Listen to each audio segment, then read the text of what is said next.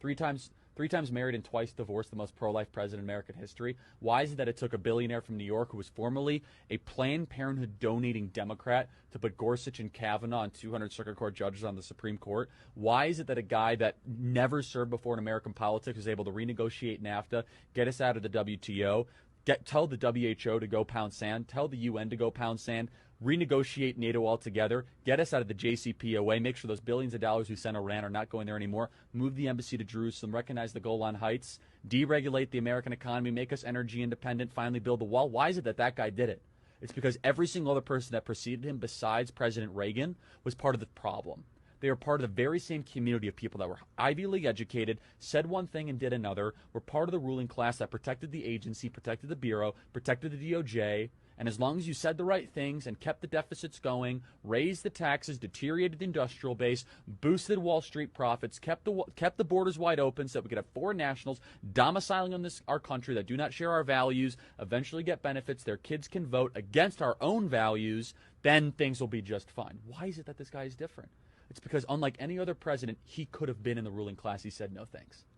He had enough money to be in the ruling class. He's got more money than James Comey, Andrew McCabe, Peter Strzok, Smirk, his lover Lisa Page, and the person who probably published his book combined and multiplied times 100. He's the only president in modern history to have his own plane and actually go to probably a smaller plane when he becomes president of the United States. He's one of the only presidents that was a best-selling author, #1 TV show on The Apprentice, NBC, literally was in every single rap song, was glamorized. President Barack Obama said the American dream is to be what? Is to be Donald Trump. That's what he said the American dream was.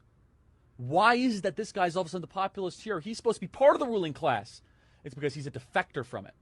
It's because he was in the dinners, he was in the cocktail parties, he heard the language, he heard the contempt that the ruling class, the Wall Street financiers, the Washington, D.C. lobbyists, and the Silicon Valley elites that he had to be around. He knew the contempt that they had for the plumber, electrician, the carpenter, the bricklayer, and the person building the very same building that he was financing.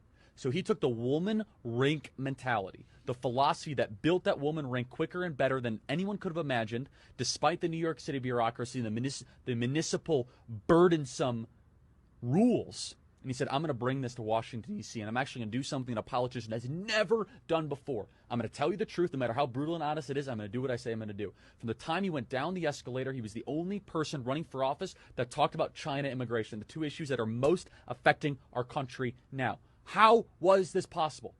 Because he listened to the very people the ruling class hated. He would walk a job site and he would ask them, what's on your mind? He says, man, I'm really worried that we're getting taken over by China. I'm really worried that we're getting too many people in this country. I'm worried I can't pay for health care. He internalized it. That's what a populist is. It's someone who listens to the people. So what makes President Trump different? This is a president who didn't need his job. He's the only president in American history who's going to be poorer after becoming president than before. He's not going to sign a book deal big enough to possibly make up for the gains. His son, investigated by every single authority imaginable, from Bob Mueller to the House Intelligence Committee to Adam Schiff to the Federal Bureau of Investigation, after being set up for that very same meeting. His businesses audited and currently under criminal investigation by the New York Attorney General for no reason and no grounding further. His other son, Eric Trump, his charity gets shut down for self-dealing despite no evidence at all. He just wants to give treatment to cancer kids, St. Jude's Hospital. His 11-year-old son, under constant and daily attacks for just existing as a teenager or early, a 12 or 13-year-old in this society. How dare he live? He's the only person that will be more damaged materially, philosophically, and morally. Every other president ends up better on the back end.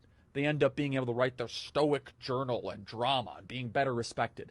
This guy is a vessel for us. A vessel for those of us that have nothing but resentment for the kingdom of Washington, D.C. The type of people that think everything is just perfectly fine because we just built a Hermes. Hermes is now in Reston, Virginia. Don't you know? Louis Vuitton's in Fairfax County, everybody. Things are great. Didn't you know that we literally have Dolce & Gabbana now in Georgetown? Things must be wonderful.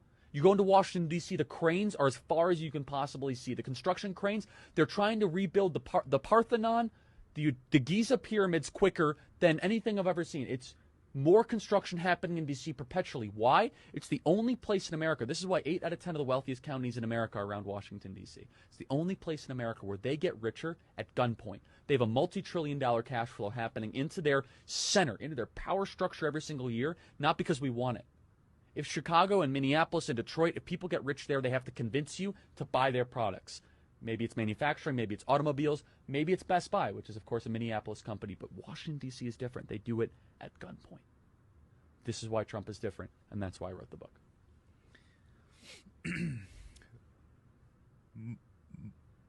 Market.